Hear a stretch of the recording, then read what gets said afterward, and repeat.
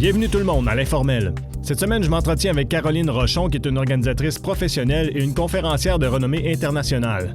Motivée par le bien-être et le succès des gens qu'elle rencontre, elle les aide à atteindre leurs objectifs de façon positive, toujours dans l'optique de vivre heureux. Caroline Rochon, bienvenue à l'Informel. Bonjour, merci beaucoup. Bien, merci d'avoir accepté notre invitation. Là, je regarde ton Facebook, tu as l'air d'une personne pas mal occupée, fait que c'est d'autant plus apprécié. En même temps, tu sais, je regarde tout ça, ça doit arriver souvent que le monde te dise « Mon Dieu, Caroline, comment tu fais pour avoir l'énergie de faire ça? » Oui, effectivement.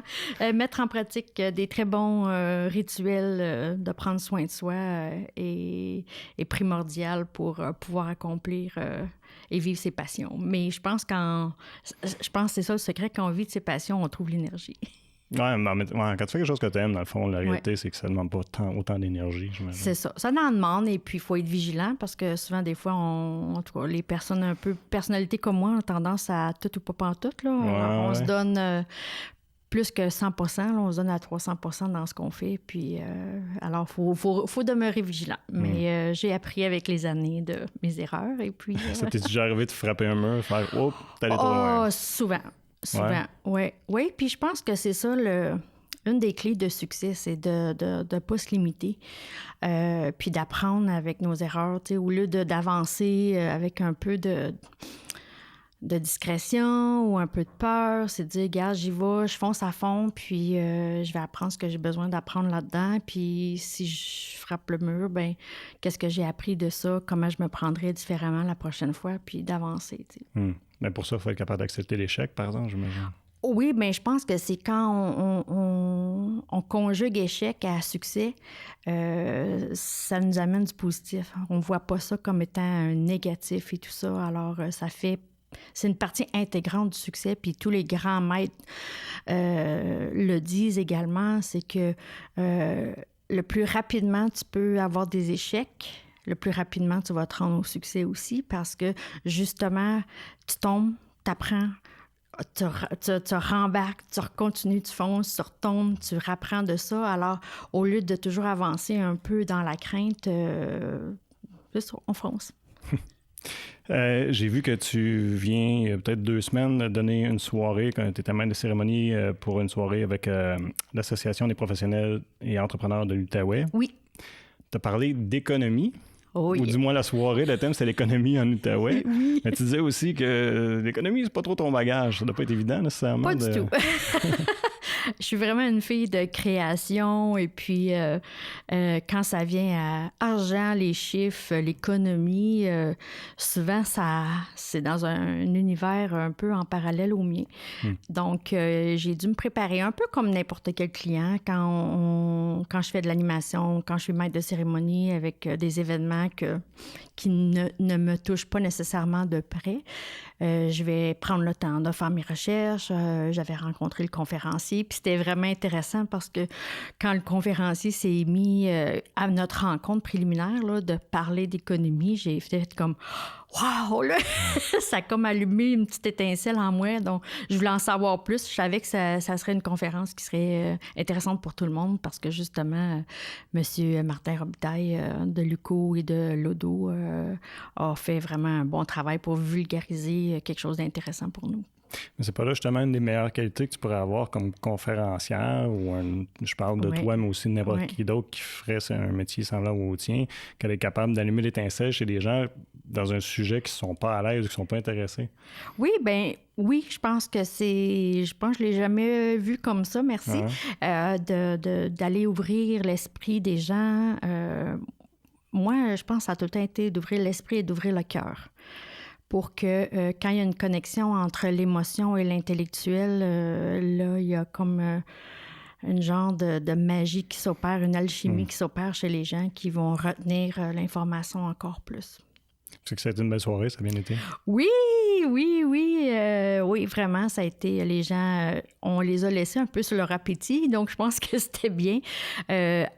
Parce que le temps, on devait couper ça à un moment donné, puis on avait un panel de discussion, donc les gens en auraient demandé encore, mais on devait finir la soirée. Donc, il a fallu couper ça court, mais ça a démontré à quel point l'intérêt était là et tout.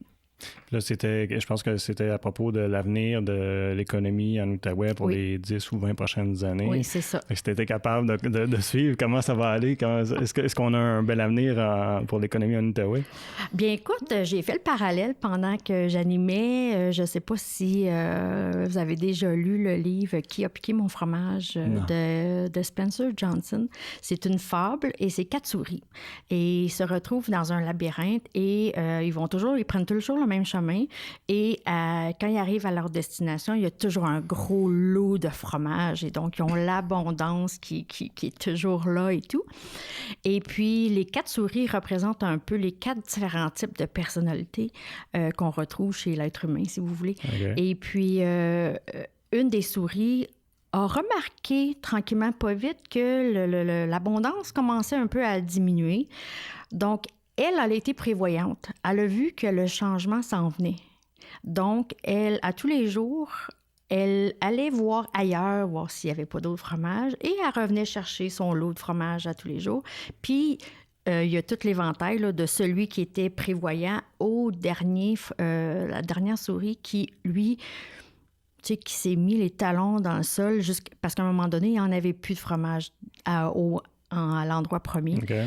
Et puis, lui, il mettait les pieds dans le talon, les talons dans le terrain, puis qui a piqué mon fromage, puis là, c'était la victime, là, la faute des autres, puis tout ça, tandis que t'as l'autre qui avait été prévoyant. Donc, puis je pense que c'est un peu avec ça, avec l'économie de l'Outaouais du futur. Je suis pas l'experte, là, je fais juste interpréter les résultats, mais au niveau de la main-d'œuvre, au niveau de la croissance et tout, c'est sûr que si on ne fait pas des changements pour la rétention d'employés, pour intégrer les gens, les immigrants et tout, on peut se retrouver dans un pépin, là. Alors, si on prévoit, on le sait que ça s'en vient, si on commence déjà à pas faire comme la première souris, puis de faire de la résistance, mais vraiment commencer à quelle solution on peut trouver, etc., bien, je pense qu'on va bien s'en sortir. Mais tu rencontres souvent des gens d'affaires pour donner des conférences sur différents sujets. De quoi tu leur parles? C'est un peu vague, mais les différentes formations que j'offre en entreprise, il y a l'appréciation dans le milieu de travail qui est basée sur les 5 langages d'amour. Alors, je suis formatrice certifiée et agréée et je suis partenaire de choix avec le médecin des États-Unis ici au Canada. Alors, je représente le Canada. Et puis, alors ça, c'est beaucoup basé sur comment développer une culture d'appréciation dans le milieu de travail. Alors, ça, c'est une des types de formations. L'autre, c'est sur les principes de succès qui est basé sur les principes de succès de Jack Canfield, celui qui a été surtout reconnu pour les bouillons de poulet pour l'âme. Oui. Et ceux qui sont aventurés dans le livre ou le film Le Secret, Monsieur Canfield, c'est celui qui avait collé un billet de 1 million à son plafond, là, et tout ça. Alors, lui, c'est beaucoup, ça va toucher sur la responsabilisation. Alors, j'apporte dans les entreprises une facette de comment chaque employé peut prendre responsabilité de son bonheur, de son succès, de sa réussite. Et je leur donne aussi des techniques sur comment vivre le changement, comment se fixer des objectifs. Et mon approche est beaucoup ce qu'on appelle expérientielle. Donc, c'est pas juste moi en avant du groupe en train de blablabla, de parler de concepts. J'apporte un concept, mais après ça, je fais vivre une expérience aux participants pour qu'ils puissent venir intégrer le concept beaucoup plus facilement. Et ensuite de ça, il y a toute des formations sur l'organisation de bureau, la gestion de temps et tout, et tout ce qui est conférence sur l'art de prendre soin de soi et tout. Donc, ça bouge. Je peux imaginer. Mais là, j'imagine que tu dois l'adapter aussi, ta formation. Mais je ne sais pas ça fait combien de temps tu la donnes, mais avec tout le renouveau, tu as effleuré un peu le sujet là, en parlant de l'avenir de l'Outaouais, là, avec tout ce qui il y a comme une nouvelle philosophie, on dirait, dans le milieu de l'emploi, où est-ce que là, on essaie de déconstruire un peu l'hiérarchie traditionnelle, si on veut. Ou est-ce qu'il y a peut-être plus d'appréciation de employeur vis-à-vis son employé? Oui. Toute cette dynamique-là. Oui, bien, justement, l'appréciation dans le milieu de travail, c'est pas juste de dire au patron, voici comment apprécier vos employés, mais c'est de développer une culture qui est pas juste à un sens, mais que c'est d'un employé à un employeur, employeur-employé, puis employé entre collègues aussi, parce que Stephen Covey disait que les besoins physiologiques, c'était le besoin primaire de l'être humain. Puis on commence à voir de plus en plus que les maladies mentales, les taux de suicide, tout ce qui est harcèlement et tout ça. Et vraiment, je pense que les gens commencent à délaisser leurs besoins physiques. Ce qu'ils cherchent le plus, c'est de se sentir aimé, apprécié et se sentir vu auprès de l'humanité, si vous voulez. Donc, ce concept-là vient parler pas non de la performance et de récompenser l'être humain, la personne ou l'employé sur sa performance, mais plutôt sur la personne même en tant qu'être humain. Donc, c'est indépendamment de si elle réussit ou pas, c'est comment on peut apprécier pour l'encourager pour qu'elle puisse donner de son meilleur au bout du compte. Le sentiment d'accomplissement aussi, j'imagine, doit être important là-dedans. Oui, mais quand on a la motivation d'accomplir pour la paye versus l'accomplissement de ce qui nous réchauffe le cœur. Il y a une différence. Parce qu'à un moment donné, quand on le fait pour la paye, c'est qu'à un moment donné, si on n'a pas une réciprocité de l'employeur, à ce moment-là, on devient un peu... voyons, je cherche mes mots. On en veut un peu. Okay. C'est comme, là, on devient insatisfait. Et là, on va chercher ailleurs. Parce que là, on essaie d'aller chercher une récompense extérieure à soi versus une récompense intérieure à soi. Et puis, ça ne veut pas dire que quand on cherche la motivation interne, là, quand moi, je dis plutôt inspirer plutôt que motiver à poser des actions puis à être dans l'accomplissement, toutes sortes de richesses viennent à nous à ce moment-là. Un des sujets que je vois qui revient sur ta page web ou tes différentes pages web, c'est le bonheur. Comment est-ce qu'on... Parce qu'on en voit tellement des gens qui n'ont pas l'air heureux dans leur milieu de travail. À quel point c'est important d'être heureux dans son travail pour être heureux, dans le fond? Oui. Bien, je pense que quand ils ne sont pas heureux dans leur travail, c'est parce qu'ils ne sont pas heureux à l'intérieur d'eux. Et je pense que la société, ce qui arrive, c'est qu'ils cherchent le bonheur dans quelque chose qui est à l'extérieur d'eux. Puis le bonheur, c'est pas une destination, c'est une façon de vivre. Donc, si on est plutôt dans une capacité de dire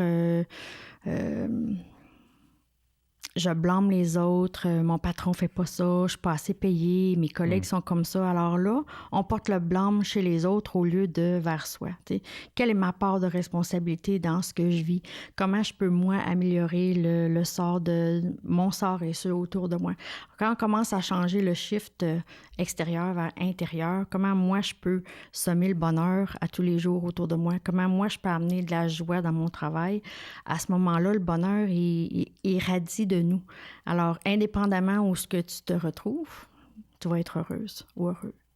Puis, souvent, les gens, ce qu'ils vont faire, c'est que je ne suis pas heureux au travail parce que le patron, les conditions de travail, si c'est ça, ils vont fuir puis ils vont aller trouver un autre travail. Mais ce qui arrive, c'est que là, ils vont arriver à l'autre travail puis les mêmes choses vont se reproduire. Ouais. Ce qu'on fuit nous poursuit. Toujours. Ah, j'aime ça. Alors, au lieu de fuir quelque chose, c'est d'être inspiré d'aller vers autre chose. Mais de jamais laisser que ça soit une relation, que ça soit un travail, de laisser dans un état d'insatisfaction. Parce que cet état d'insatisfaction-là, tu vas le retrouver ailleurs. Si tu peux trouver une façon de dire « Parfait, j'aime pas mon travail, ça me stimule pas, parfait. » Tu comprends que tu es prêt à un nouveau défi, mais comment tu vas faire pour changer juste ton attitude pour dire « OK, parfait, ça répond peut-être pas nécessairement à tous mes critères, mais comment je peux, là-dedans, trouver de la gratitude? » Peut-être que la personne, c'est peut-être pas le meilleur patron, mais tu peux le remercier pour dire « Tu m'as aidé à clarifier ce que je cherche dans un patron. » Alors là, ça vient comme changer un peu le mindset de dire « Bon, mais parfait, je suis pas en train de fuir le méchant, je suis appelée vers quelque chose de mieux. » Mais c'est une question d'énergie. Hein. Tout est énergie. Hein. Notre énergie parle avant même qu'on ouvre la bouche et tout. Donc, faut travailler sur son énergie interne pour le mettre dans un effet qui est positif, qui a une vibration dans l'échelle d'émotions qu'on appelle là, de la colère, la tristesse, le désespoir et tout ça, jusqu'à espoir, espérer, amour et vivre dans un état d'extase. Il y a toute cette échelle-là. Alors, plus on est capable capable de changer notre vibration pour aller vers quelque chose de plus positif, à ce moment-là, on va trouver un travail qui va répondre à cette vibration-là au lieu de celle de « je suis en tabarouette, je suis tannée, je suis désespérée », tout ça. On va attirer d'autres choses qui vont nous faire vivre les mêmes choses jusqu'à temps qu'on apprenne notre leçon. Mais j'imagine, dans le fond, ça s'applique au travail, mais aussi... partout. Relations. Toutes les autres sphères. Là. Oui, argent, n'importe quoi, santé, tout ça, c'est comme un principe universel. Oui. Prends ton temps. Merci. On va te dire. Oui, je pense que c'est quelque chose qui m'a été beaucoup appris depuis une quinzaine d'années, là, depuis que je suis rentrée dans le développement personnel, c'est prendre responsabilité. Mm-hmm. Peu importe ce qui t'arrive, que tu aies un divorce, que tu vives une perte d'emploi, que ce soit côté santé ou quoi que ce soit. Quand tu prends responsabilité, tu ramènes ça à toi. Puis tu peux être victime de certaines situations, mais au lieu de vivre dans la victimite que j'appelle et que tu prends possession de ton bonheur, tu prends possession de ta réussite, bien là, tu vas être plus dans une capacité de trouver des solutions au lieu de revivre et de baigner continuellement dans les émotions de ce qui n'a pas été bon nécessairement. Et puis, quand les gens commencent à juste dire, bon, mais OK, parfait, ma relation avec telle personne n'a pas fonctionné, parfait, c'était quoi ma part de responsabilité là-dedans? Que ce soit nos relations avec nos enfants, avec nos parents, avec un conjoint, avec des amis, des collègues. Quelle est ma part de responsabilité là-dedans? Est-ce que j'ai pas été claire dans mes frontières avec les gens? Est-ce que j'ai pas bien communiqué mes désirs? Alors, une fois qu'on commence à comprendre où nous, on a manqué peut-être, on peut plus facilement avancer vers autre chose qui va nous apporter du bonheur et tout. Mais tu vois, je disais Eckhart Tolle. Oui. J'imagine que tu l'as lu toi aussi. Oui. Puis lui, il disait il n'y a pas vraiment de problème dans la vie, il y a juste des situations. C'est ça. Le problème, c'est notre perception de qu'est-ce qu'on en fait. Exactement. Alors, tout est neutre. Chaque situation est neutre. C'est nous qui, selon nos croyances, selon comment on a été élevé, tout ça, qui va y attribuer une connotation négative ou positive. Mais c'est notre perception qui va rendre cet événement-là ce qu'elle est. Alors, moi, je dis tout le temps, tout est neutre. Et puis, je vivais une situation dernièrement où quelqu'un répétait toujours cette personne-là m'a fait de la peine. Personne ne t'a fait de la peine. C'est l'histoire que tu te racontes une fois que la personne a arrêté de parler. Alors, si quelqu'un dit « t'es vraiment pas beau », tu peux juste dire « c'est ses goûts, puis ça y appartient », tu sais. Versus « ah oui, c'est vrai, je suis pas beau, je suis pas belle. » Alors, le commentaire a été donné, sauf que c'est l'histoire que là, dans notre tête, on s'est mis à se raconter qui va déterminer qu'on a de la peine ou pas. C'est pas ce que l'autre personne dit, c'est nous qui choisissons d'avoir de la peine ou pas. Puis malheureusement, le discours qu'on se donne, souvent, le réflexe est négatif. Oui, tout à fait. Puis j'adore, je me souviens plus c'est quel numéro du principe de succès de Jack Canfield qui disait toujours de paranoïer à l'inverse. Parce qu'on a tendance à paranoïer vers le méchant. OK. Donc, quelqu'un est en retard. Oh mon Dieu, mon enfant est arrivé à un accident. Alors, on paranoïe, puis là, tout ce qui peut... Au lieu de dire, hey, wow, mon enfant, il a eu du plaisir, puis là, il a juste complètement oublié le temps passé et tout ça. Alors, tu as le même événement devant toi, mais c'est l'histoire que tu te racontes. Alors, souvent, comme on pense, les gens pensent au négatif. Moi, je pense tout le temps, ça m'arrive pour une raison. C'est parce qu'il y a d'autres choses qui m'attendent. Alors, c'est vraiment... Parce que notre tête, elle roule tout le temps. Hein? Oh, ouais. Alors, c'est quoi la cassette qu'on choisit d'avoir? Mais là, cassette, peut-être pas tout le monde qui va connaître ça. Là. Toi, tu vois ça? Moi, je n'ai eu des cassettes. Oui, c'est ça, l'MP3 ou peu importe. Mais c'est quoi la... Jeanne-Sophie, la productrice, elle n'a peut-être pas connu ça. Oui, c'est ça. Des cassettes, as-tu eu ça? Oui, t'as eu ça? Ah, oui, good. Ah, bon, tu as eu des cassettes. En tout cas. Alors, c'est le CD, peu importe qu'est-ce qui joue en boucle dans notre tête. Est-ce que c'est un discours qu'on entretient qui va élever notre énergie ou c'est un discours qui va baisser notre énergie? Puis c'est notre choix. On choisit. Puis c'est pas toujours facile parce qu'on peut venir d'un environnement qui n'a pas été toujours encourageant ou d'un environnement qui a tout le temps su nous abaisser. Mais ça veut pas dire que leur perception peut déterminer notre avenir. On peut choisir de dire, je suis tannée. Je suis tannée d'avoir cette boucle-là dans ma tête qui joue. Je veux que la vie mette sur mon chemin des personnes qui vont m'inspirer. Je veux que la vie mette sur mon chemin un livre que je vais lire qui va m'aider à changer ce mindset-là. Mais tout est possible.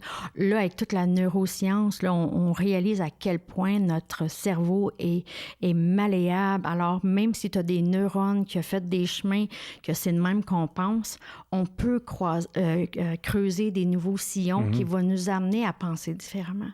Puis c'est pas que l'autre va disparaître, il va toujours être là, mais par défaut, on va s'en aller vers le plus positif. Construire des nouveaux patterns, dans le fond. Exactement.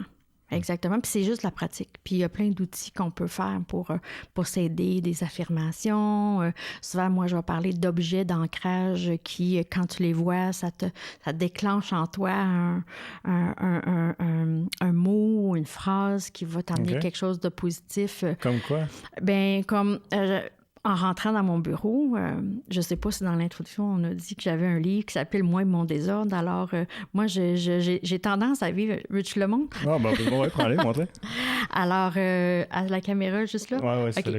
Alors, mon livre « Moi et mon désordre, les confessions et secrets d'une organisatrice professionnelle ». Et oui, c'est moi, j'ai changé. Oui, c'est ça, c'est différent. Mais mon bureau a tendance à être un peu en désordre parce que, comme tu l'as dit au début, je fais plein de projets. Donc, quand tu rentres dans mon bureau, là, il peut y avoir des piles partout. Puis c'est parce que ça, c'est projet X, ça, c'est l'autre projet. Oups, ça, c'est... Je te l'ai dit que j'accroche des choses.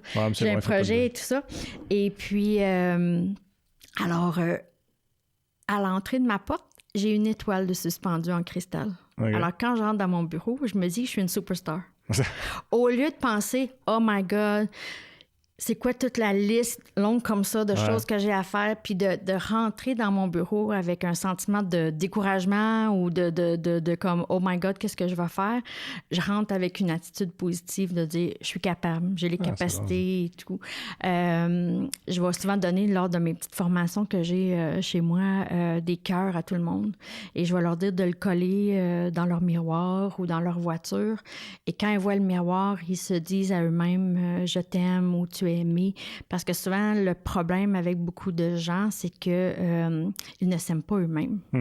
Donc, de développer l'estime de soi, c'est une grosse thématique aussi. C'est parce que, en fait, tous les problèmes du monde viennent de ça. Alors, si de l'estime de soi? Oui. Si tout le monde avait une meilleure estime de soi, ne s'en sentirait pas obligé d'attaquer, de juger les autres. Donc, si on commençait à travailler par nous, alors des petits ancrages comme ça, moi, j'ai une petite licorne dans ma voiture, puis ma licorne, elle me fait penser que j'ai comme des forces extérieures qui m'aident à me guider dans la vie, puis je te jure, trouver des stationnements, trouver des raccourcis pour m'en aller à des endroits. Merci, licorne! Alors, ça peut sembler très farfelu, mais quand on commence à penser à la physique quantique et tout, et que tout est matière et l'énergie et tout ça, là, on commence à vivre pas juste dans notre monde physique qu'on voit, mais dans ce qu'il y a dans l'invisible aussi. Alors, pour moi, ça m'aide à mettre du piquant dans ma vie, puis de la joie, indépendamment si ça fonctionne ou pas. Mais des petits ancrages comme ça, j'ai vu quand je suis rentrée dans le studio, le globe terrestre, puis j'ai hâte d'en avoir un beau, mais j'ai une belle grosse carte du monde, une map du monde dans mon bureau, puis j'adore voyager. Fait que pour moi, de juste voir ces objets-là, me permet de continuer à rêver puis de dire quel autre endroit je vais pouvoir aller inspirer des gens, où je vais être appelée prochainement. Alors, ça me permet de rêver. Puis là, je mets des petits points partout où je suis allée. Puis c'est ça me fait rêver. Mais tu t'es promené pas mal avec ce que tu fais. Hein? Oui. J'ai fait l'Inde, le Maroc. Je vais aller beaucoup d'endroits aux États-Unis, au Canada aussi. Je suis allée au Mexique dans la section plus industrielle aussi. Je suis allée en Angleterre, je suis allée en Grèce, dans les îles Ioniennes, faire du catamaran. Alors, soit que ça a été par travail ou par plaisir avec des gens que j'ai rencontrés à travers le monde. C'est ce qui est intéressant, c'est que en tout cas, s'ils ne le savent pas, mes nièces, ils vont le savoir ce soir, aujourd'hui. Ben, c'est diffusé, ça va être diffusé lundi prochain. Oui, c'est ça, mais ça va être... Ils vont l'apprendre s'ils l'écoutent. Dans mon testament, l'argent que je... Parce que j'ai pas été capable d'avoir des enfants. Et puis, alors mes nièces sont très précieuses pour moi. Puis l'argent que je leur laisse, sont obligés de voyager avec cet argent-là. Oui. Wow. Alors, m'en fous, s'ils ont des dettes, ils vont voyager avec cet argent-là. Puis, parce que de découvrir d'autres cultures, quand je suis allée en Inde, écoute, de voir la fierté des gens, même si leur boulot, c'était de tenir des fleurs à la porte de l'hôtel, puis d'avoir une fierté là-dedans. C'est assez impressionnant. De voir l'état dans lequel ils peuvent vivre dans différents pays un peu sous-développés, mais qui sont heureux, puis ils apprennent à rire, et malgré ça, puis là, tu regardes ici, tu te dis, qu'est-ce que les gens ont à se plaindre?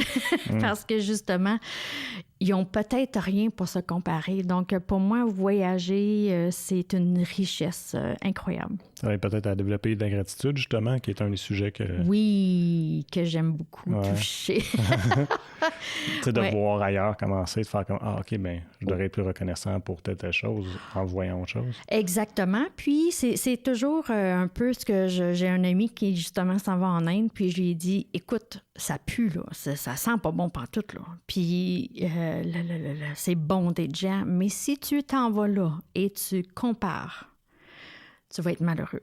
Alors, il ne faut pas que tu apportes tes lunettes de comparaison parce que, justement, un peu, tout est neutre. Alors, si tu fais juste dire « c'est comme ça ils vivent », au lieu de dire « on est mieux », puis eux autres sont... Parce que la comparaison va créer une distance entre les gens au lieu d'une connexion. Donc, vraiment, c'est de y aller avec des yeux frais puis de non-jugement qui permet de voyager avec beaucoup plus de plaisir. Mais Caroline, pour le segment qui passe à la télé, je vais t'arrêter tout de suite, puis on va continuer la conversation ensuite pour la partie web. Je remercie les gens qui nous écoutent via ma TV Outaouais ou sinon à TVC Basse-Lièvre. Je vous rappelle qu'on a notre chaîne YouTube de TVC Basse-Lièvre. Vous pouvez voir tout ce qu'on fait ici. L'informel est disponible sur Apple Podcasts. Sinon, on est sur Spotify et aussi sur SoundCloud. Vous pouvez aller au www.tvc.qc.ca pour avoir toute l'information de la diffusion de nos émissions. Merci beaucoup d'avoir été à l'écoute. Quand tu es allé en Inde, prends le temps de prendre une gorgée d'eau, il n'y a pas de problème. C'est en même temps que tu es allé pour ton TED Talk, c'est ça? Oui. Comment tu as trouvé cette expérience-là? Un TED Talk, c'est quand même, écoute, quand même prestigieux. Tu me permets de donner un peu de préambule à tout ça. Je venais de me divorcer. OK. Puis, 3 semaines après, j'ai subi un viol dans un bar. Ouais. Alors, ma vie est un petit peu chaotique, mais en même temps, je fais ma formation, puis j'essaie de, comme j'ai raconté un peu plus tôt, de dire, même si j'ai été victime d'un événement, je veux pas baigner dans ça. Donc, je suis allée dans la gratitude de dire, merci, je suis encore en vie.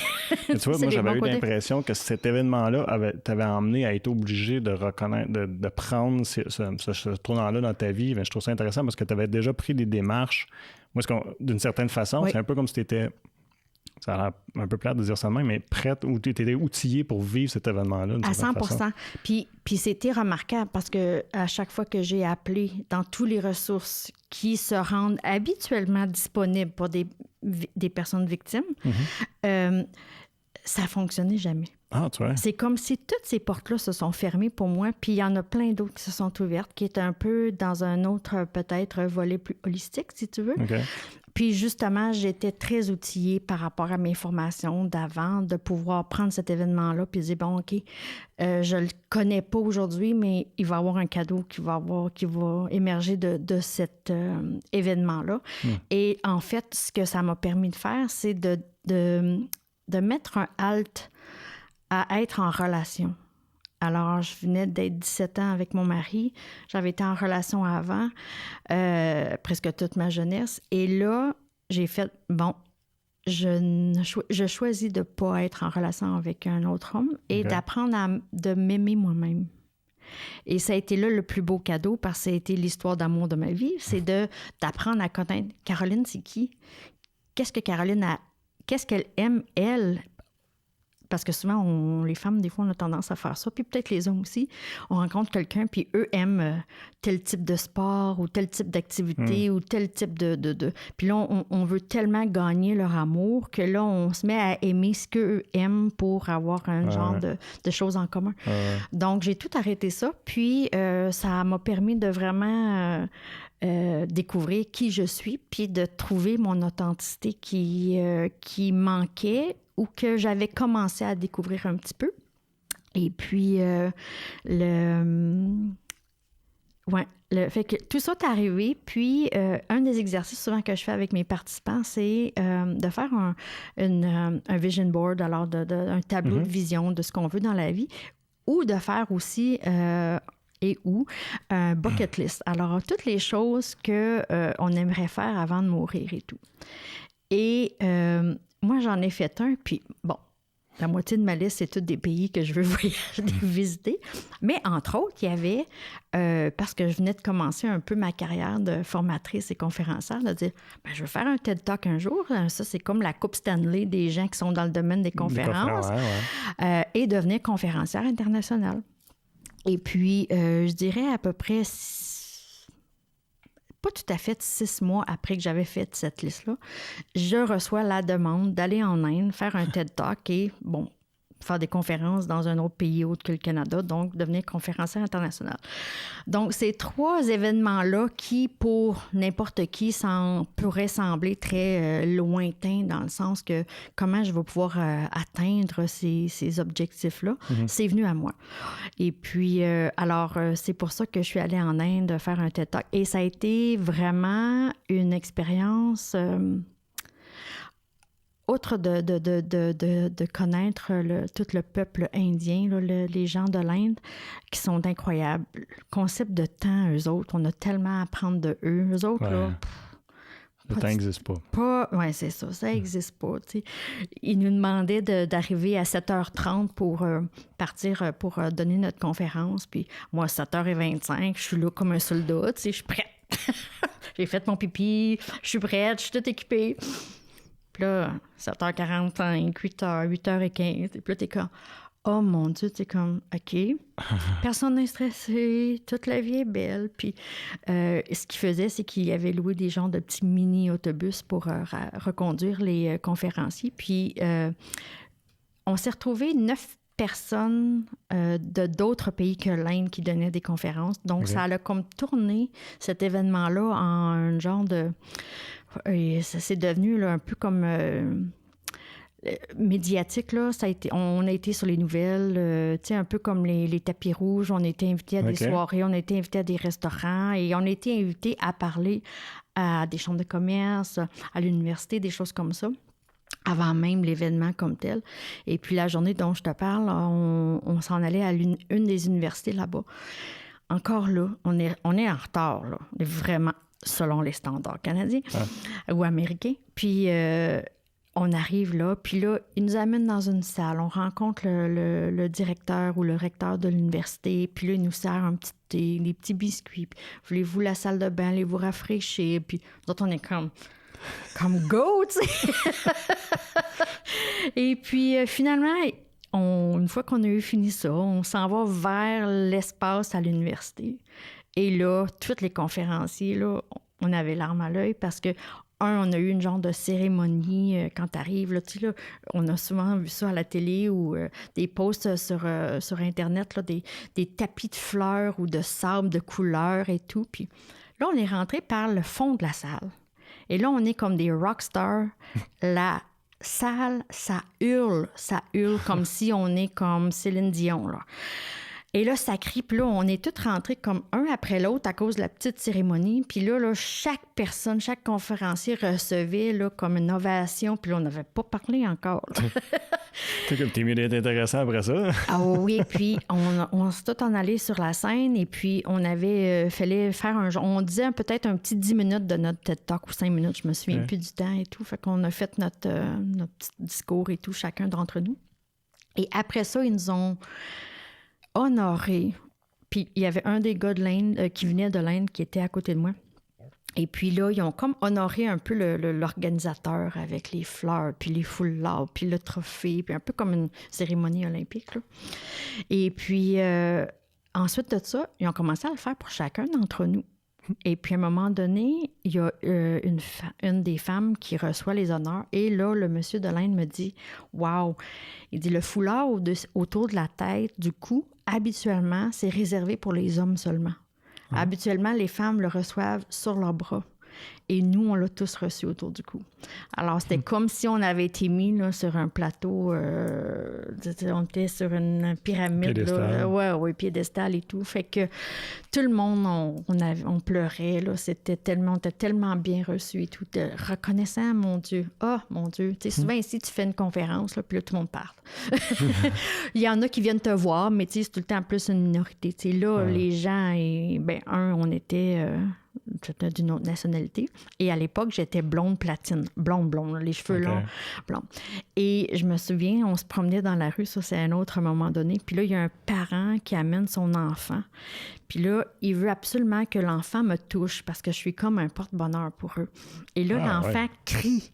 Mais crie, il hurle, il a peur de moi, là, parce que c'est comme si, là, j'étais un monstre à 3 têtes, parce qu'il n'avait jamais vu quelqu'un avec la peau blanche, puis là, le fait que j'étais blonde et tout. Et puis, là, moi, non, on ne peut pas traumatiser l'enfant. Alors, ils sont reculés un petit peu, puis un petit peu plus tard, j'ai pu approcher l'enfant, puis le toucher et tout, mais ça a été fascinant, vraiment, là, ça a été au niveau de la culture, la nourriture et tout, un des plus beaux moments de ma vie, tout à fait. Ouais. Puis, est-ce qu'il y en a d'autres endroits où tu as donné des conférences que c'était, mettons, un moment marquant de... Oui, ça, c'était à l'université. Le TED Talk aussi a été marquant à plusieurs niveaux. J'ai décidé de parler du viol et de comment j'ai choisi de venir... J'ai un petit peu manqué le temps entre l'événement puis le moment où tu en parles sur stage. Parce que tu me... Comme 4 mois, peut-être. Pas évident. C'était frais. 4 mois, parce qu'un viol, là, souvent, on va parler des années et des années à s'en remettre, puis passer à travers tout le processus de ça. Ben, puis le 4 mois, t'es sur un stage, j'ai on parle de ça. Un peu la réaction première, ça a été de glisser ça un peu en dessous du tapis, comme beaucoup de femmes vont faire. Et puis, c'est ce que j'ai fait un peu. Là, je passe d'autres détails que j'étais avec Jack quelques semaines plus tard, que ça m'a permis d'être avec quelqu'un qui fait une genre d'hypnose et qui m'a aidé à un peu passer par-dessus ça. Donc, ça a été, je pense, l'élément qui m'a permis là, d'aller ailleurs. Sauf que c'est quand j'étais chez une cliente qui m'a dit à un moment donné, Caroline, je suis désolée, je ne suis pas à mon meilleur aujourd'hui, il m'est arrivé quelque chose hier. Elle a été droguée, mais elle ne s'est pas fait violer. Les gens ont reconnu là, qu'elle n'était pas elle-même et tout. Donc, ils l'ont ramenée à la maison, mais elle était encore sous l'effet de la drogue et tout. Puis moi, j'avais été droguée aussi.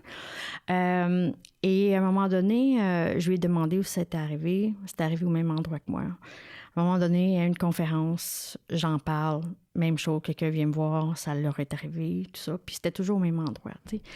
Fait qu'à un moment donné, j'ai compris que ça avait plus affaire avec moi. C'était... j'avais besoin d'en parler, pas pour moi, mais pour sensibiliser la population, que c'est un gros fléau.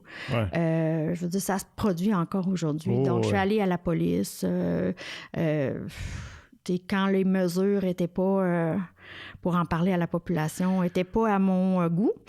J'ai pris ça en main, puis j'avais des connexions au 147, donc j'ai appelé Louis-Philippe Brûlé, je lui ai demandé est-ce que je peux faire une entrevue, j'aimerais en parler pas pour ramener l'attention à moi, je veux juste amener ce sujet-là sur la table pour que les gens puissent être sensibles. Regarde, là, on s'entend, là, je suis une femme intelligente, je suis pas une personne qui tous les clichés là, autour des femmes qui se font violer et tout. Puis dans le fond, ne sont pas justifiables non plus. Exactement, mais je veux dire, ça peut arriver à n'importe qui.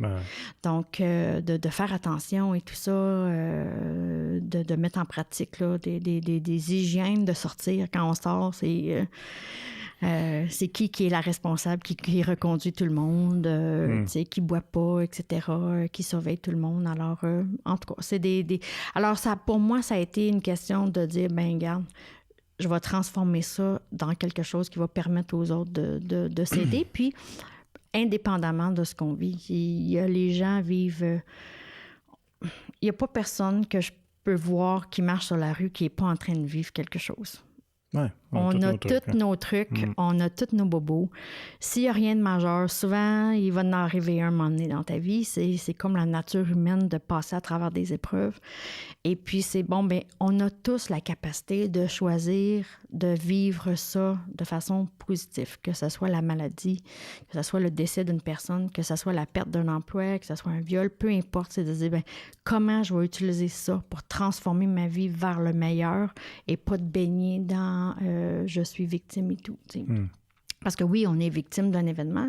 Si on a un accident d'auto ou quoi que ce soit, puis on se fait lutter, t'as peut-être pas... C'est toi qui étais responsable de l'accident, mais tu es responsable de ton bonheur.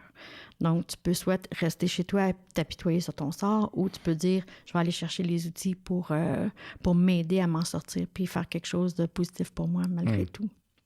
Mais je peux imaginer, par exemple, dans ces années-là, parce qu'on parle de 2012, ça a dû être peut-être plus difficile, ou je ne sais pas si tu as été victime de jugement aussi des gens, parce qu'aujourd'hui, avec le mouvement MeToo, oui. On dirait que c'est un bon mouvement, je pense. Ça n'existait pas dans mon temps. C'est ça n'existait pas. Fait que ça n'a pas dû être évident nécessairement. Après que tu sois passé à la radio, je peux imaginer qu'il y en a d'autres je sais pas oui, si il y a des gens qui ont dit ou, j'ai fait ça pour attirer l'attention et tout. Ouais. Puis moi, je suis comme, garde, encore là, chaque chose est neutre. Je peux choisir de me raconter une histoire que peu importe, ou dire c'est leur bébête à eux, puis ça leur appartient. Puis les gens qui me supportent, qui m'aiment, ben sont encore dans ma vie. Puis les autres, ben ça leur appartient. C'est pas à moi. Mais j'aime cette attitude-là de dire ça leur appartient, parce que souvent, le jugement des autres, là, c'est le reflet de ce que les autres ils vivent. Un jugement, là, quand on pointe du doigt, là, on le dit tout le temps, là, il y en a un, il y en a deux qui pointent à l'autre, mais il y en a trois vers nous. Ouais. Puis le jugement, c'est souvent ça. C'est je regarde l'autre personne et je le juge basé sur quelque chose que moi, je vis. Et puis, à chaque fois que moi, ça vient pour monter, là, que je suis comme... Oh. Là, je suis comme... OK, Caroline, où dans ta vie que toi aussi, tu fais peut-être pareil? Ou toi, dans ta vie, si c'est pas pareil, c'est ailleurs. Puis là, je fais comme... Oui, effectivement. Puis là, je ramène ça encore là à moi. Et je laisse faire les autres. Ça leur appartient. Et si oui, ça m'aide à clarifier, bien, parfait, c'est peut-être pas le genre de personnes ou des valeurs qui sont proches des miennes. C'est les siennes. Ça ne m'appartient pas. Son cheminement de la personne lui appartient. Donc, je vais peut-être choisir de pas être autour de certaines personnes juste parce que j'ai le goût d'être autour des gens qui vont refléter mes valeurs et mon bonheur. Moi, je suis une personne qui veut le bonheur des autres. Je ne veux pas piler sur le bonheur des autres. Je vais les encourager. Je vais faire... Puis même si des fois, les gens vont m'apporter quelque chose que je suis comme... J'ai la tête de coach en arrière de moi. Je suis comme... Non. Je deviens à l'écoute. Puis je tiens l'espace pour l'autre personne. On parle de ce qu'on appelle tenir l'espace sacré pour l'autre personne qui vit quelque chose. Donc, une personne qui vit un deuil, qui vit la perte d'un emploi ou peu importe, au lieu de lui dire quoi faire, au lieu de dire comment moi je vivrais ça ou peu importe, c'est juste d'être à l'écoute. De juste tenir la personne, dire, même pas, juste mettre une main sur la personne, dire, je suis là. Je t'entends, je t'écoute. Puis laisser la personne, à moins qu'elle te demande, bien, je veux conseil, là, tu peux lui en donner. Mais si la personne a juste besoin de vivre ces choses, on dit toujours qu'il faut vivre ses émotions pour pouvoir s'en sortir, il faut les vivre. Parce que si on ne vit pas ces émotions, on les refoule. Et quand on refoule ces émotions, c'est de l'énergie qui stagne dans notre corps. Et c'est là qu'on développe des blocages physiques. Alors, les maladies se développent, la dépression arrive et tout. Donc, il faut vivre ces émotions. C'est une des parties les plus importantes. Sauf que si on n'a pas l'environnement pour vivre son émotion, parce qu'on se fait dire, pleure pas, t'es un homme, tu devrais pas pleurer. Ou pleure pas, une personne forte, ça pleure pas devant les autres. Peu importe, là, comme t'es trop énervé, puis t'as trop d'émotions et tout ça, ben si on les refoule, ça va nous coûter cher plus tard. Ça, il y a un double tranchant à ça, puis je suis curieux de savoir qu'est-ce que tu en penses, parce que c'est facile aussi de vivre de ces émotions. Oui, bien là, c'est le discernement. Parce que quand on vit une émotion, il y a des déclencheurs au niveau hormonal et tout. Donc, il y en a qui deviennent addicts à certaines émotions parce que c'est ce qu'ils connaissent. Donc, avoir de la peine, avoir de la colère, c'est un stimulant qui revient, puis ils connaissent rien d'autre. T'sais. Fait que c'est de l'apprentissage. En 2012, justement, je vivais quelque chose avec un membre de la famille, puis je suis allée consulter un thérapeute. Et le thérapeute, il me dit, Caroline, tes émotions, ils arrêtent à peu près à l'âge de 4 ans. Alors moi, qui est une fille de création et d'émotion, comme tu peux pas savoir, moi, j'étais comme tout le temps une boule d'énergie, mais je n'étais pas capable de les nommer. Ou c'était soit positif, soit négatif. Et on m'a donné des feuilles avec tous les différents types d'émotions. Puis j'ai collé ça pendant des années sur mon bureau. Alors, quand je vivais une émotion qui était positive ou négative, j'allais voir le tableau. Et là, j'essayais de repérer exactement qu'est-ce que je ressentais. Parce qu'une fois qu'on est capable de nommer l'émotion, là, on peut plus être en mesure de dire, bien, qu'est-ce que je fais avec ça? Donc, je donne un exemple négatif. Bien, c'est-tu de la colère? C'est-tu de la rage? C'est-tu de la nostalgie? C'est-tu de la tristesse? Alors, une fois qu'on commence à pouvoir osciller là-dessus, là-dedans, puis de le mettre, bien là, on dit, OK, parfait, OK, qu'est-ce que je peux faire avec ça? Mais de reconnaître son émotion, fait que c'est de l'intelligence émotionnelle, de développer ça s'apprend. Moi, à 35 ans, j'étais une victime de la vie. Là. J'aimais pas ma job, mon patron c'était un trou de pète, je n'étais pas capable d'avoir des enfants. Fait que quand je voyais des personnes qui avaient des enfants, je leur en voulais tout, leur arrachais la tête. Fait que j'étais vraiment dans cette position-là, un peu de pas de conscience, de juste vivre toujours en réaction à mes émotions. Et puis, c'est quand j'ai commencé à lire des livres qui m'ont permis, qui a piqué mon fromage. Ça a été mon premier livre qui m'a un peu éveillée sur... moi, je pense que je me reconnaissais comme la souris qui se... Il est où mon bonheur, tu sais, ma job, que je mérite une bonne job, j'ai même des enfants, nanana. Là, j'ai reconnu, le bonheur ne va pas m'être livré sur un plateau d'argent. C'est moi qui dois le créer. Et puis, c'est ce que j'ai commencé à faire, puis ça l'évolue. Alors, l'intelligence émotionnelle, ça se développe, ça s'apprend. Et puis, effectivement, à un moment donné, faut apprendre qu'on n'est pas nos émotions. On n'est pas notre corps physique. On n'est pas nos émotions. On n'est pas le rôle qu'on joue dans la société, que ce soit un parent, un prof, peu importe le métier, un frère, une sœur, c'est pas nous. Ça fait partie de nous, mais ce n'est pas nous. Il y a comme ce qu'on appelle l'âme de la personne, puis là, on ne rentre pas dans la religion, quoi que ce soit. Il y a l'âme de la personne, le spirit de la personne qui est en arrière de ça. Et quand les gens sont capables de se connecter à ça, on est capable d'avoir une distance entre l'émotion qu'on vit ou le rôle qu'on joue ou l'événement qui se produit, ou etc., ou le corps physique et tout. Et puis, donc, les émotions, souvent, ça va être juste de reconnaître, de dire, OK, je ne suis pas fâchée. Je suis en train de vivre une émotion de colère ou quoi que ce soit, mais je ne suis pas cette émotion-là. Alors, tu ne restes pas identifié à ton émotion. Oui, parce que souvent, les gens se collent cette étiquette-là. Je suis déprimée, je suis dépressive. Je ne suis pas ces choses-là. Je suis un être d'amour, de lumière, de bonheur, de joie. C'est ça qu'on est à l'essence même. Mais là, on commence à s'identifier. Puis le vocabulaire a beaucoup à faire. Moi, je suis comme la police du vocabulaire. Là, j'ai tout le temps, là, comme, on va changer ce mot-là. Je sais pas, ça va écouter l'émission. Tous les trucs des émotions tantôt. Puis elle me reprend souvent. Là, si je dis quelque chose comme ça, mettons, je suis telle affaire. On va dire, non, elle me reprend. C'est ça. Puis quand on se fait reprendre, c'est de dire, bien, de ne pas le voir comme étant négatif. Parce que dans le fond... Puis si tu connais Eckhart Tolle et les Wayne Dyer et tout ça de ce monde, on le dit partout, on est ce qu'on pense, ce qu'on réfléchit, ce qu'on vibre à l'intérieur. Donc, ce qu'on utilise comme vocabulaire a un très grand impact sur qui on est. Et ça, je vais l'enseigner. Je vais utiliser des démonstrations de kinésiologie pour démontrer l'impact des mots qu'on va choisir sur notre corps et tout. Okay. Alors, c'est certain que si je dis en me levant le matin parce que j'ai pas passé une bonne nuit ou mes enfants ils ont pas dormi puis j'ai passé la nuit debout, je suis fatiguée. Fait que c'est certain, si tu commences ta journée avec je suis fatiguée, oui, tu es fatiguée.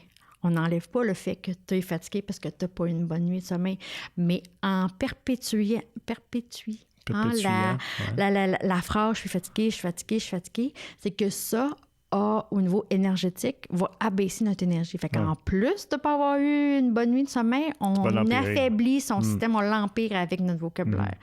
Fait que si à la place, on dit « je vais être capable de passer au travers, tout va bien aller ». Alors oui, il y a la fatigue initiale qui est là, mais le vocabulaire et ce qu'on va choisir de se raconter, de se dire dans notre tête, va aider à au moins neutraliser, là, pour rendre ça pire, mais et même l'augmenter puis que ça soit mieux pour nous.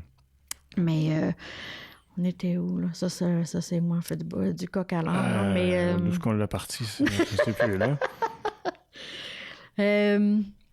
Je suis pas sûr, mais de toute façon, ce que j'allais te dire, c'est aussi là-dedans un autre terme que tu vas parler dans ton travail, c'est l'authenticité. Oui.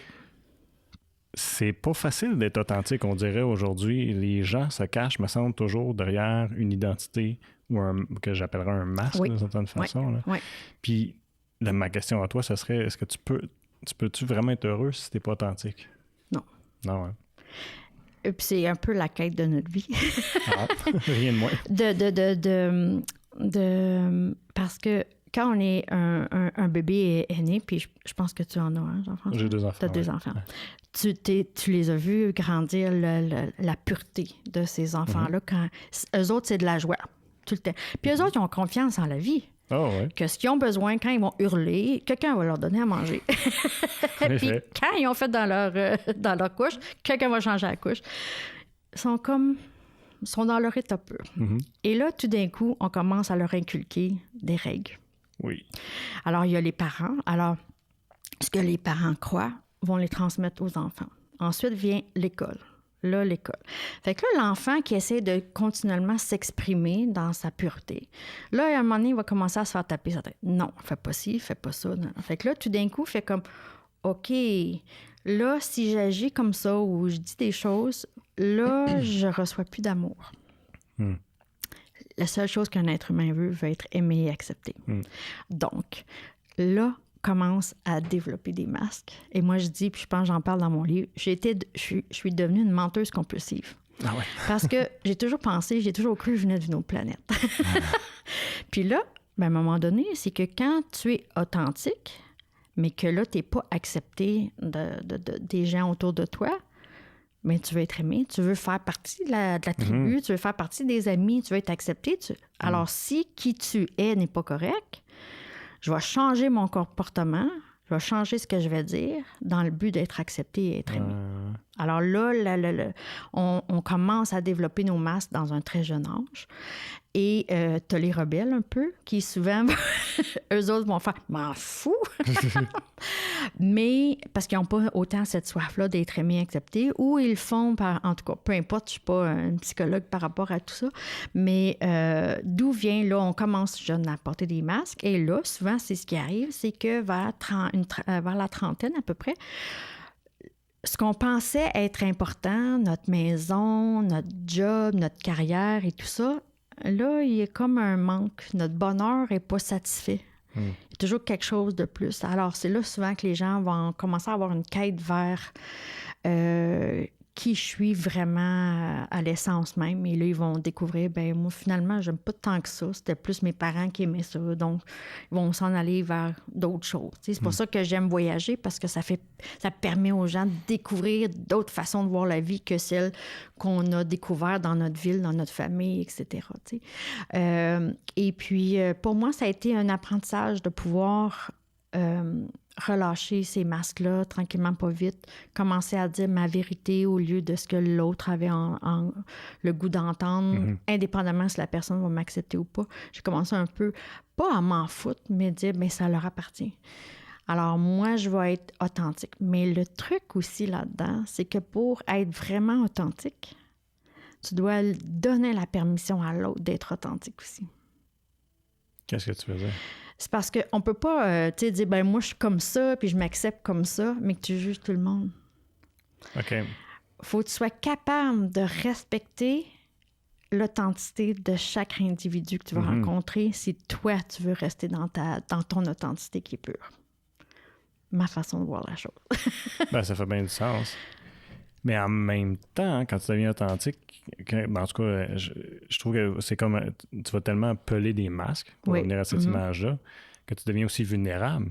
À 100%. Parce que là, tu te dévoiles, il faut que tu te dévoiles des choses que tu n'as jamais montrées à personne. Là, ça fait peur. Fait que je pense que c'est pour ça que les gens ont peur d'être authentiques ou d'être vrais, d'être eux-mêmes. Oui. Puis c'est une prémisse qui fait que si je vis dans la peur, donc je vais mettre ce masque-là, tu peux pas vivre pleinement heureux. Non. Si tu vis dans la peur, tu vis pas dans le moment non plus. C'est ça. Tu es en train d'anticiper. Exactement. Puis, il y a deux émotions de base, qui est l'amour ou la peur. OK. Ouais, tu disais ça dans ton TikTok. Oui. Et puis, ça a été un peu un des cadeaux parce que le lendemain du viol, quand j'ai réalisé ce qui m'est arrivé, j'ai fait comment je peux choisir de vivre ça. Et j'ai décidé de vivre sur un chemin d'amour et de joie et non de peur et de colère. Pas que je n'en vis pas de la peur ou de la colère, sauf que quand je la reconnais, je choisis de ne pas rester là bébé longtemps.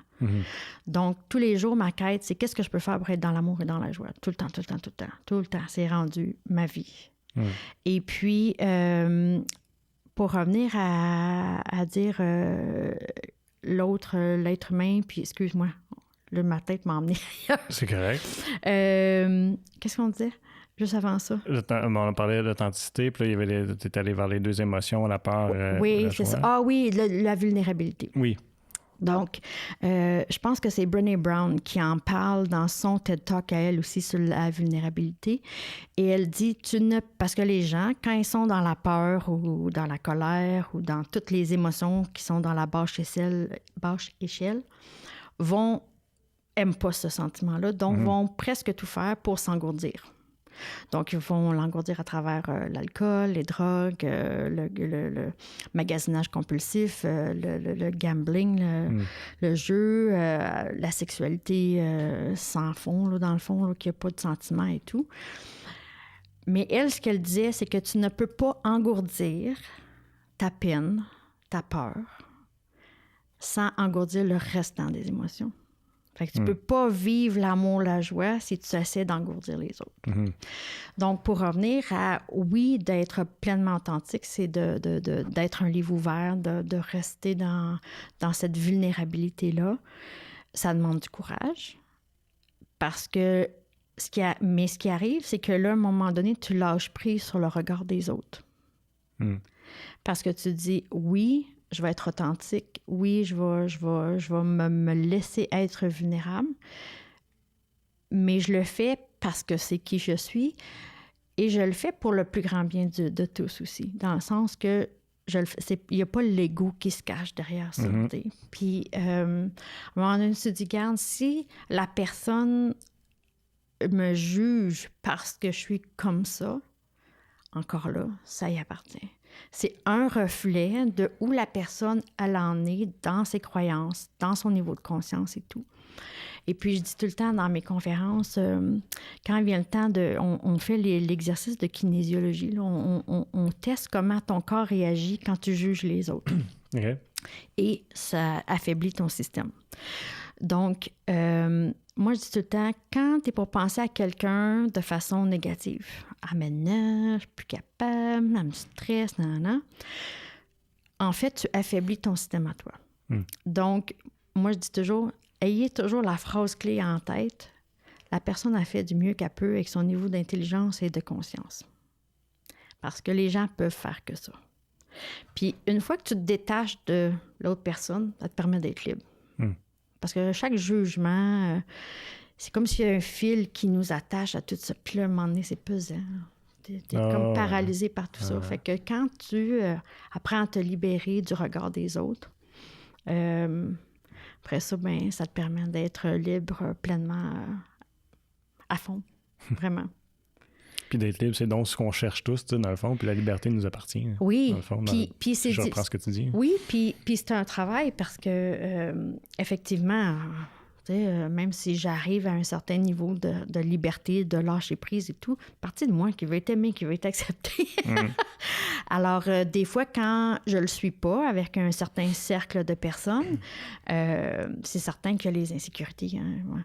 Qu'est-ce que j'ai pas de correct? Puis là, à un moment donné, c'est un exercice, hein, toutes les fois, hein, de juste me ramener à, ben, regarde, si qui je suis ne colle pas à qui ils sont, ben c'est correct. C'est parce qu'il y a autre chose qui m'attend. Tu sais. C'est un exercice, tout le temps. Ben, ça se développe à travers le temps aussi. Ça me donne l'impression, avec tes expériences, que c'est quelque chose que tu as bâti assez rapidement. Oui. Tu sais, contrairement à... Bon, je vais me prendre comme exemple. Ça fait longtemps que je lis des livres sur la psychologie, puis ça, le mieux-être et tout ça.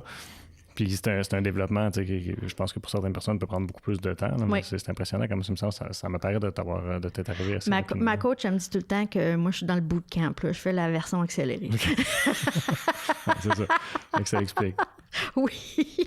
Là, ça fait déjà 1 heure qu'on jase. Oui. Je ne vais pas te retenir trop longtemps, mais j'aimerais ça savoir qu'est-ce qui... Pas de souci. Non, pas de stress. Bon, good. Mais qu'est-ce qui s'en vient? C'est quoi, sur quoi tu bosses là, ces temps-ci pour employer cette expression-là? Bien, écoute, j'ai vécu une dernière année plus tourmentée est venue pour me sortir de la bouche. Fait que je sais pas pourquoi. C'était pas si pire que ça, me semble. Mais j'ai vécu une année plus... j'ai fait un peu l'ours qui était dans sa caverne en train d'hiberner. OK.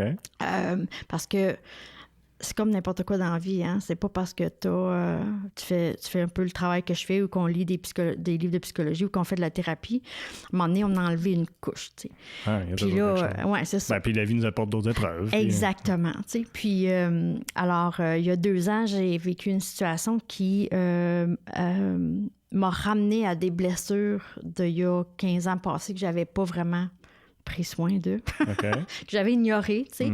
Alors, ça m'est revenu. Puis j'ai pris vraiment le temps d'être dans ce mode de cocooning, de rester chez moi, de faire de la place pour que les émotions qu'il y avait... Parce que souvent, quand on est trop occupé, puis on est affairé à toute notre longue liste de choses à faire, on laisse pas beaucoup d'espace pour que ces choses-là montent. T'sais. Alors, je me suis permise de vraiment prendre le temps de vivre les émotions, de reconnaître, faire le travail et tout. Et puis, je dirais que il y a peut-être 4-5 mois, là, c'est comme si l'énergie est revenue et tout ça. Puis, je vais peut-être vous partager un peu ma définition de bonheur, pas ma définition, mais moi, j'ai réalisé que j'étais heureuse quand il y avait 3 composantes. Et j'ai fait comme un diagramme, là, tu sais, où ils se retouchent les 3 dans le milieu. Un des cercles, c'était le passé. Alors, quand je suis en paix avec le passé, ça, c'est une composante. Quand je suis capable de vivre le moment présent puis d'être dans la gratitude pour qu'est-ce que j'ai, ça, c'est un autre élément. Et après ça, c'est le futur. Quand j'ai de l'enthousiasme, je suis excitée pour des projets, des choses comme ça. Là, quand j'ai ces 3-là, là, je suis heureuse à mon plein potentiel. Donc, je me retrouve là. Alors, j'ai fait récemment la paix avec une certaine partie de mon passé que j'avais décidé de mettre sous le tapis. Et j'ai mes bons rituels de gratitude et tout ça, d'être capable d'être satisfaite avec ce que j'ai présentement, mais aussi de dire qu'est-ce qui m'attend là, que j'ai le goût de faire. Donc, l'écriture d'un autre livre me travaille beaucoup. Okay. je quitte pour la Floride. Je m'en vais à Timmins en fin de semaine.